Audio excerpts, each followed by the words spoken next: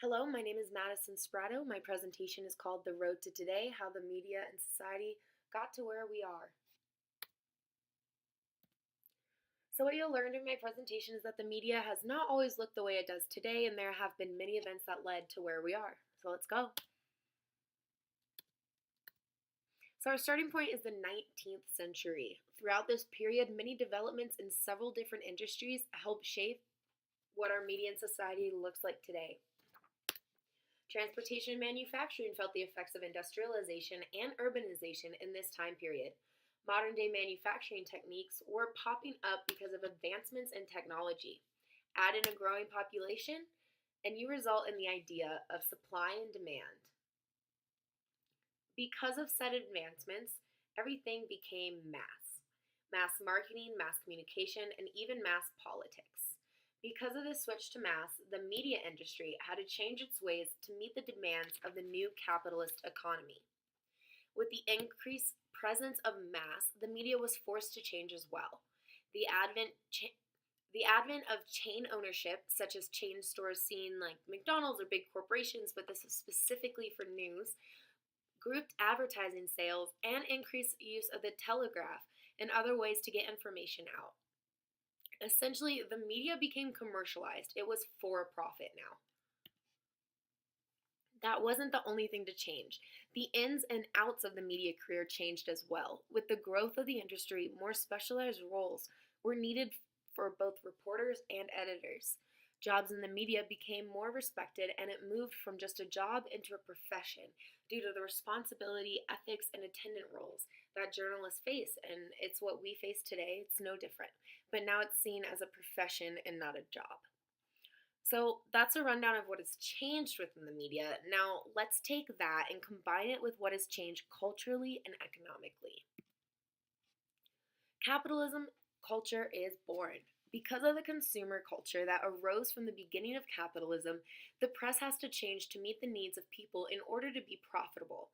But how did they do it? Well, they realized that if they combined the old style of media that was very political and this new form of news about local events and sporting events and crime and human pieces and culture pieces, they could reach the masses and not just the few. But reaching the masses and not the few is what was the downfall of partisan press. The media's early days were full of politics. Political parties often hired members of the press, shaped the press, and even wrote for some newspapers. The objective of the partisan press era was to inform and persuade a small group of people. People who care about politics, aka, as some people would say, old white men. Papers were not only used to disseminate information about politics, but also as a sort of discussion post and area for people to talk about and argue about politics. However, when Andrew Jackson became president in 1824, he represented the idea of masses versus individuals in the fact that he was grassroots and believed in democracy in its true form. Jackson sort of made this shift in the overall view of politics, leading people to realize they need and want information, aka more press, more media. Economically, the 19th century held a lot of changes as well.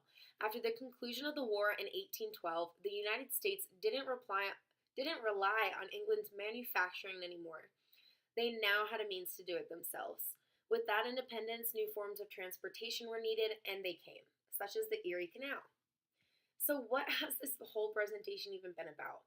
Well, it's about how all the factors and changes I've mentioned before led to the penny press and what the media is today. The penny press was originally started in 1833 and only cost, you guessed it, a penny, but sometimes two. The idea was to reach the masses. I believe the penny press was the spark that ignited what the media is today. It is for the masses. It is for the masses based on the need and desire for information. Despite the tryings of capitalism and cultural shifts to make people think the media is evil, it is still alive and well as ever, just changing every day. Thank you.